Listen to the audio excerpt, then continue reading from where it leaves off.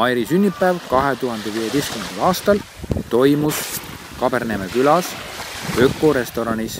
See asub mere ääres ja muidugi nagu Iiri nägi, et seal on meri, nii kohe tahtis ta tulla mere äärde ja pilduda kivevette. Tegelikult ta tahtis lihtsalt olla seal liiva peal, sest tema jaoks oli see üks ääretult suur liivakast.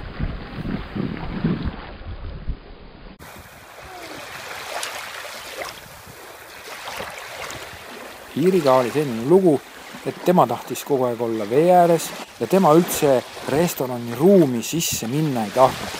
Ja nii oligi, et siis kui Mairi helistas, et nüüd on järgmine käik on lauale serveeritud, siis pidi Iiriga võitlema, et ta ikkagi tahaks ja oleks nõus sisse tulema ja toitu maitsma. Aga siis, kui ma Iirile lubasin, et kohe, kui me oleme jälle ära söönud, siis tuleme tagasi, siis oli Iiri nõus minema. Näita!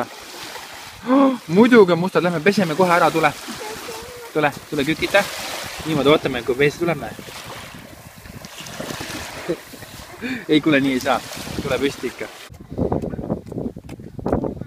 Ökorestoranis oli just natuke aega tagasi tulnud uus suvine menüü.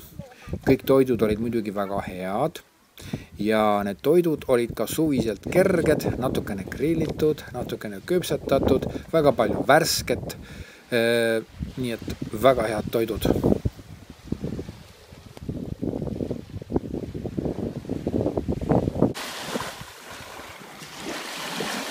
Ma arvan, et kui Iiril oleks selline võimalus, siis ta oleks siin mere ääres olnud tundide kaupa. Küll ta seal siis viskas kivevette, kaevas käega liiva ja muideks ta hoidis ennast väga hästi, et ta vette kordagi ei astunud.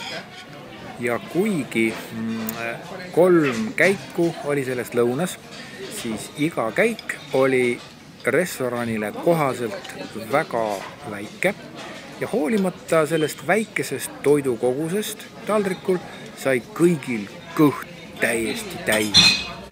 Ökorestoranis oli kõik väga stiilselt ja eriliselt serveeritud. Näiteks võileiva peale selline võie oli mingisugusest seapraerasvast ja paigutatud laavakivi sisse. Leib oli rukkileib, et siin ongi näha rukkileib ja ise loomulikult ise tehtud.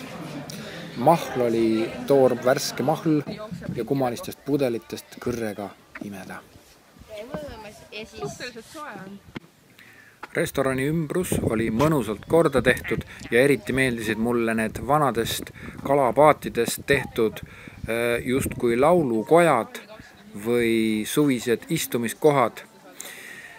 Ilm oli väga ilus ja ma arvan, et see sünnipäev oli täiesti korda läinud.